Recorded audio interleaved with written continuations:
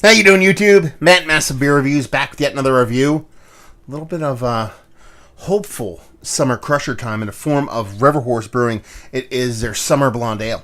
I cannot believe I have never posted a River Horse beer before. They're relatively close to where I lived. They weren't even that far away from where I lived when I lived in Pennsylvania. I know I've recorded one or two, just never posted them for some weird reason.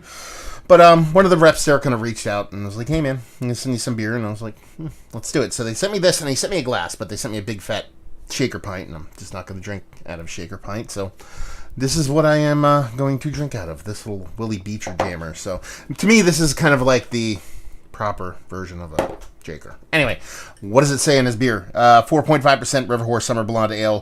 Happy that 4.5%, and label-wise, it's River Horse. You know. River horses are, what are they, hippos? That's what a river horse is, right? Yeah, I think so. So, we're talking about a summer blonde ale. We can go a couple different directions. Did I just say erections? Directions here. But we're expecting, honestly, when it comes to summer blondes, is just a crushable malt-driven kind of beer. Sometimes they can venture a little bit into your wheat realm, to where you get a little bit of kind of yeasty, banana-y, kind of clovey kind of esters from it. But for the most part, it's just kind of like a drinkable malt-forward beer. Kind of like a non-lagered Pilsner, but a little bit more kind of sweeter format. It's got a really nice, pretty carbonation on it. Soft taste to her, which I did not expect. And about an index finger of super creamy, foamy head. Pretty compact bubbles.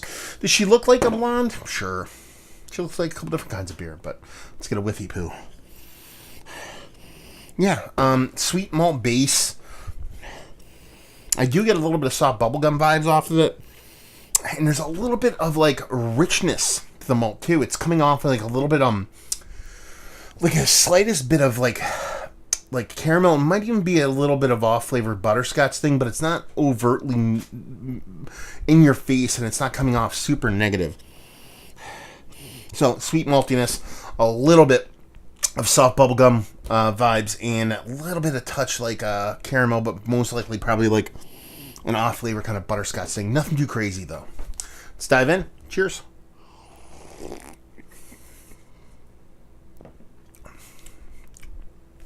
Yeah, the malt doesn't come off as sweet as you think it is, but it is a driving force of the whole beer. It comes off as a soft wheat tone to it on top of a crackery kind of malt, so I like that. It's fun. There's a slight like density to it that almost gets to like an oldie slickness, but it doesn't get there, so it comes off as a positive. A little bit of soft bittering on there, enough to kind of balance off that sweetness. That's pretty much it.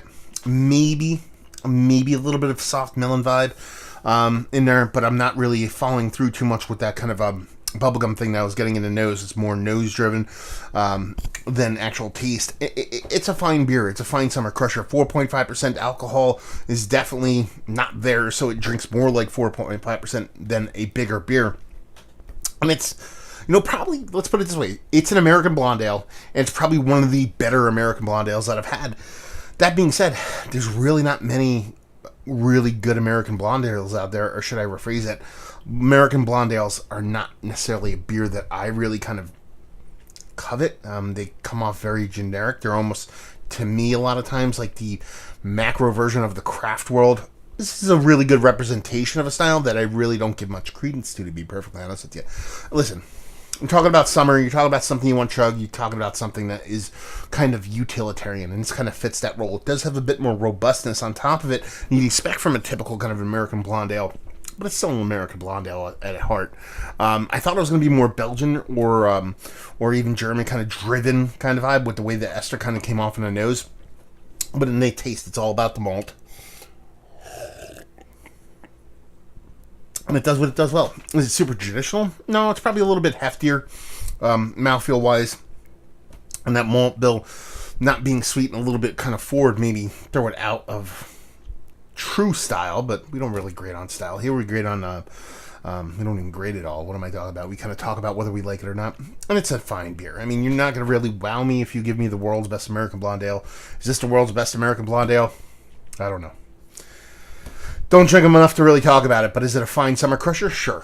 But it's not something I'm really going to go out of my way to kind of track down. Let's put it that way. To me, it's a style and kind of beer that really doesn't do anything for me. It lacks the kind of crisp cleanliness and attractiveness of a Kolsch or a Pilsner, but it also doesn't have that kind of calling card kind of robustness that you would get from a lot of other lower ABV beers. So it kind of floats in that kind of neutral realm to where it doesn't really bring too much to the table that kind of really excites me. I want a super crisp clean beer, or I want something that's going to be a bit more impactful and a little bit showy, and this kind of floats somewhere in the middle. Doesn't give either of those. So as far as a well-made beer, it's pretty damn good. Like I said, soft butterscotch tone on the nose.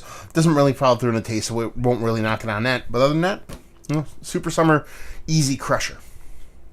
Is it one of the better American blonde ales? We already talked about that. Value and availability, it's River Horse, so chances are this comes in like a 6-pack format, and you can get it pretty readily available, I assume, and leave you with, if you like what we like this, if you do like blonde ales. I mean, really, it is like almost a kind of, like I said, craft version of an adjunct lager. So if that's your kind of beer, this is going to do you proper. If you just want a bunch of crushers for golf or barbecuing and all that stuff, this is going to definitely do you proper.